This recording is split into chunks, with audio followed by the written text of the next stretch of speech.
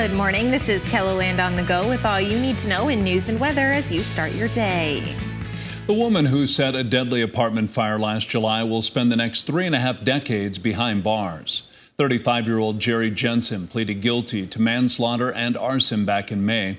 Jensen set the fire following an argument with someone who lived in the building. The fire killed 53-year-old Sharice Admire, who lived in the building but was not involved. We spoke with Admire's son after the sentencing. Not satisfied, but justice was served. We didn't agree with the sentencing whatsoever. It should have been a way more lengthier and a heftier one for the life that was lost. Not wanting to impose a life sentence, that's fine, but she deserved way more than the 50 with the 15 suspended. She honestly should have done about 70 to 80. Around 20 friends and family members of the victim were in the courtroom, and 5 of them provided testimony, all asking for a life sentence in agreement with the state's attorney. An apartment in southern Sioux Falls was damaged when a car crashed into it early Sunday morning.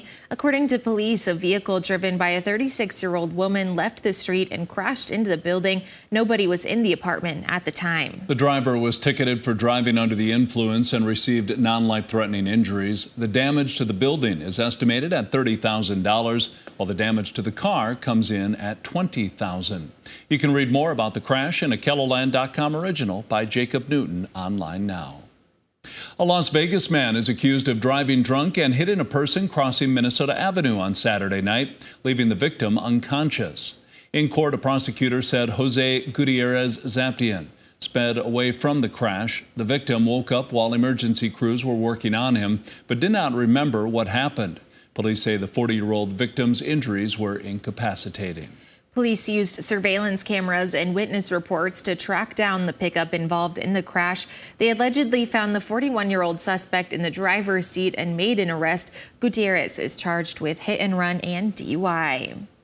A Sioux Falls woman came out to a parking lot to find her car was gone. Thieves had taken it. It happened last month at Lincoln High School. Cassidy Jennings said the school's security cameras picked up video of the thieves. The girls, who were all minors, were charged with theft. Jennings says the experience left her stunned. I was, just completely blindsided and had no idea why anyone would want to take my car. So a lot of confusion right away, and then I was just like, who would take a car? Like, come on. So some annoyance, some frustration, totally, but just a lot of shock. Like, you don't really think something like that happens around here.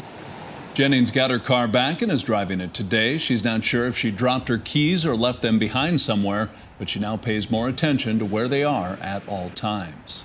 Now let's send it over to meteorologist Brian Karstens for a check of our weather. Good morning, Brian. Good morning, Lauren. Good morning, everybody. Weather today featuring some showers and thunderstorms out there. Let's have a look at where we're at on rain totals so far, and we've managed to develop almost an inch of rain around Chamberlain, and there are some good rains around in central South Dakota. It's just a matter of hitting the rain gauges on these maps, and that's always a harder trick to do.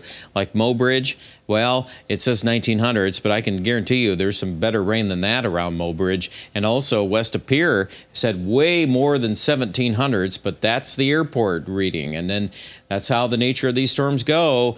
And you're going to see probably more of that the next 24 hours, although the hope is as we collect more of these, we'll kind of fill in some of these gaps there. But certainly we're starting off wetter than most of us. Our neighbors to our east are bone dry. And it's going to be a little while yet before the rain fills in, at least into Sioux Falls. 90 today, Sioux Falls, 87 Mitchell. That's a quick look at weather. We'll get to Futurecast coming up. Thank you, Brian.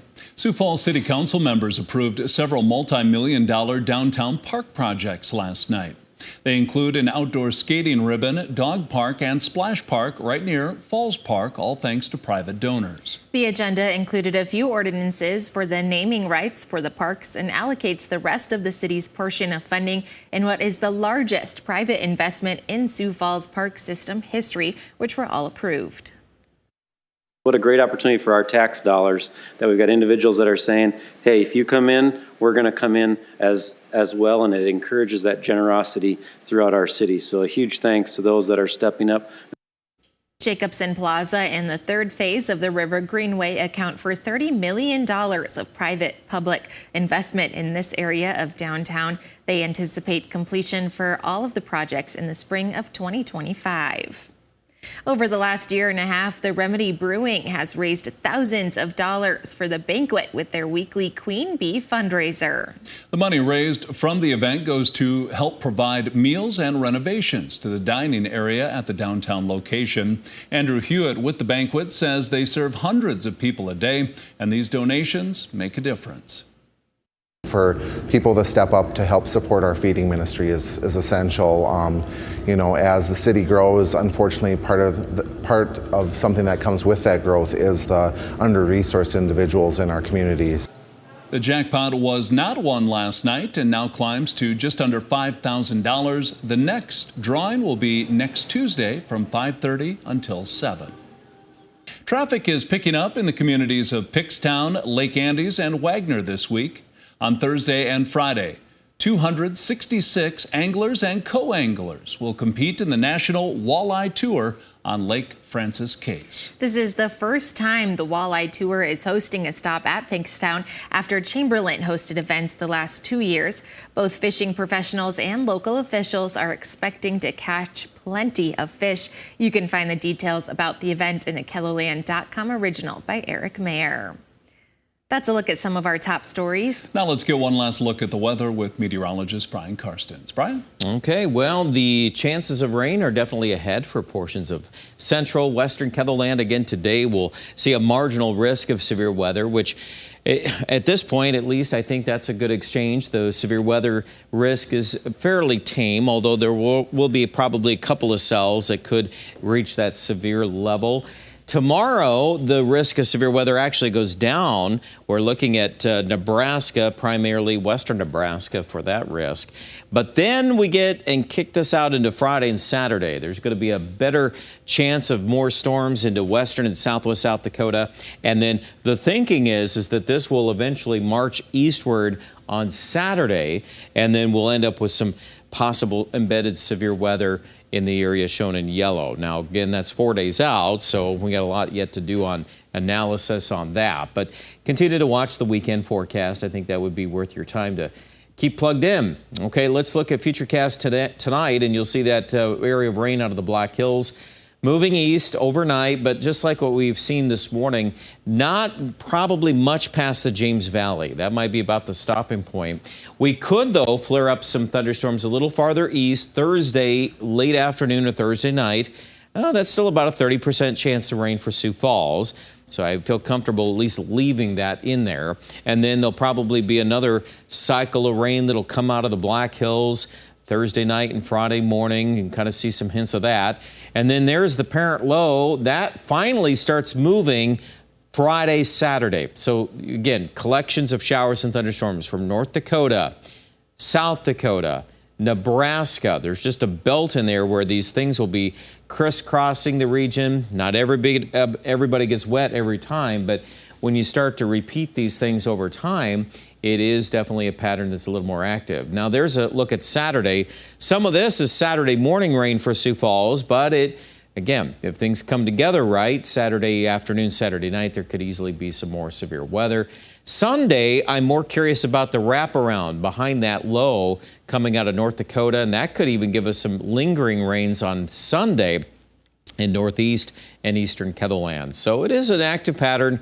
We're probably going to see new things next week to talk about, but that'll be a little different pattern at that point. So in the short-term forecast, let's go ahead and take a look at our updates here today. Again, starting the morning in the 60s and that morning rain in central KELOLAND.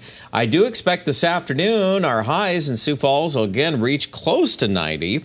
Beyond that, though, it does start to cool off a little bit here. We're not quite as hot in the extended forecast. I think right now for Sioux Falls, it looks like we could be down at least into the 80s by the time we get to Friday, Saturday, Sunday, and then overnight lows will come back down just a little bit by Sunday and Monday. Numbers in Aberdeen, you're in a pretty good chance zone for more rain. Tomorrow's chance is 70%, Friday 50%.